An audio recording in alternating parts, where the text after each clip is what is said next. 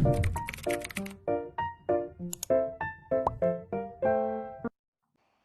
kisah pada zaman dahulu, terdapat sebuah kerajaan Kopas Dahril yang dipimpin oleh seorang raja bernama Indah Bangsawan. Ia adalah raja bijaksana dan memiliki permaisuri yang sangatlah cantik parasnya, bernama Putri Sinti. Tersebutlah perkataan seorang raja, "Wahai Adinda, lamanya rumah tangga yang kita jalani membuat Kanda bahagia. Namun, Kanda juga cemas akan Kanda tak kunjung diberikan momongan sebagai ahli waris kerajaanku ini. Begitu juga yang sedang Adinda cemaskan Kanda. Sudah tidak mencoba meminta pertolongan kepada beberapa tabib. Namun kita tak kunjung juga mengandung. Maka pada sore itu ia pun menyuruh orang membaca doa dan bersedekah kepada fakir miskin.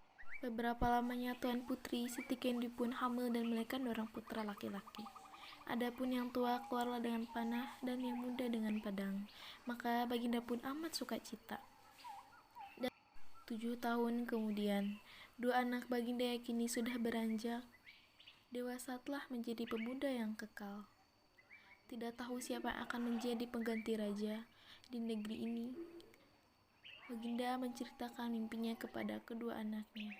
"Anakku, semalam ayahanda bermimpi bertemu seorang pemuda yang membawa pelung perindu. Ia memainkannya dan dunia dihasilkannya. Itu membuat hati ayahanda sangat tentram." Lalu pemuda itu berkata, "Barang siapa yang dapat mencuri bulu perindu yang dipegangnya, ialah yang patut menjadi raja di dalam negeri ini." Setelah mendengar kata-kata Baginda, Syahpri dan Indah Bangsawan bermohon pergi mencari bulu perindu itu.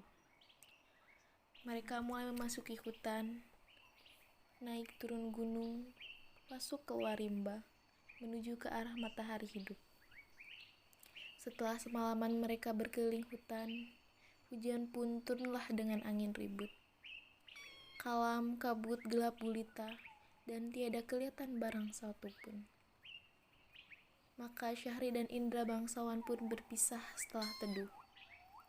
Hujan rindu, mereka pun pergi saling mencari satu sama lain. Syahri hanya bisa menyerahkan diri dan berjalan dengan sekuat-kuatnya. Beberapa lama di jalan, sampailah ia kepada suatu taman dan bertemu sebuah mahlinggai. Ia naik ke atas mahlinggai itu dan melihat sebuah gendang tergantung.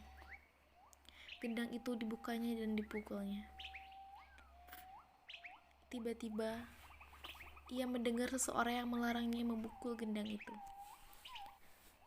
"Tolong, tolong, selamatkan aku.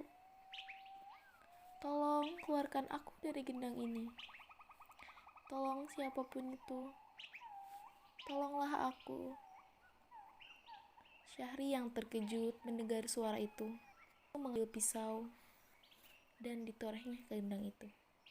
Maka Putri Ratnasari pun keluarlah dari gendang itu. Putri Ratnasari pun menceritakan bahwa putrinya telah dikalahkan oleh Garuda. Itulah sebabnya ia ditaruh orang tuanya dalam gendang itu dengan suatu jembul. Di dalam jembul yang lain, ialah perkakas dan dayang-dayangnya. Tak selang lama, datanglah Garudang itu. Ia membusurkan panah beberapa kali, dan akhirnya raksasa itu pun mati. Setelah kejadian itu, Syahri dan Putri Ratnasari pun menikah. Mereka hidup bersama berdua dengan berkasih-kasihan Putri Ratnasari sebagai suami istri, sedangkan Indra Bangsawan ia mencari kakaknya terpisah oleh angin topan.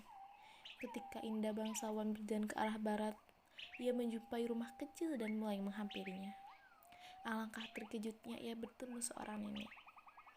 Segera ia menghampirinya dan menanyakan bahwa ia sedang mencari kakaknya dan sebuah bulu perindu. Mendengar bahwa Indah Bangsawan sedang mencari bulu perindu, ia pun memberitahu bahwa ialah yang memiliki bulu perindu yang dicarinya. Namun nenek itu mengajukan syarat. "Apabila kau menginginkannya, kau harus menyelamatkan rakyat di negeri antah berantah." Indra Bangsawan bertemu dengan nenek tua di lorong antah Nenek itu bercerita tentang negeri antah berantah yang dipimpin oleh Raja Kabin, dan ia harus menunggu Raja Kabin membuat sayembara. Nah, maka ia akan menjadi suami putrinya Dewi Kumalasari. Setelah menyetujui syarat dari nenek tua itu, ia bergegas pergi ke negeri entah berantah dengan menggunakan seorang kuda yang diberikan oleh nenek tua itu. Setelah Indra Bangsawan sampai di tempat tujuannya, ia mengatakan kepada pengawal bahwa ia akan membantu melawan sang raksasa. Setelah berulang kali Indra Bangsawan mengusurkan panah, akhirnya ia berhasil membunuh sang raksasa itu setelah sayembara. Raja Kabir pun lalu menikahkan putrinya dengan Indra Bangsawan yang dilaksanakan selama 7 hari 7 malam. Selesainya pernikahan itu, Indra Bangsawan berencana mengambil butuh perindu dan kembali ke negeri Kobet Syahril dengan mengajak istrinya.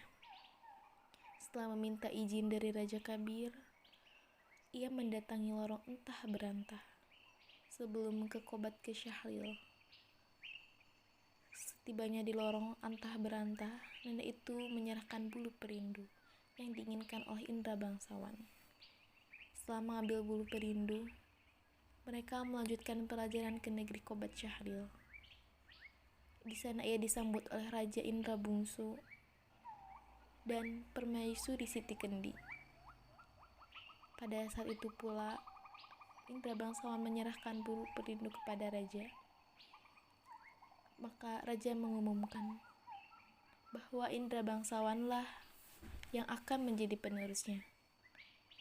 Mengetahui adiknya mendapatkan bulu perindu, Pangeran Syahpri merasa bangga, dan kedua saudara itu hidup damai selamanya.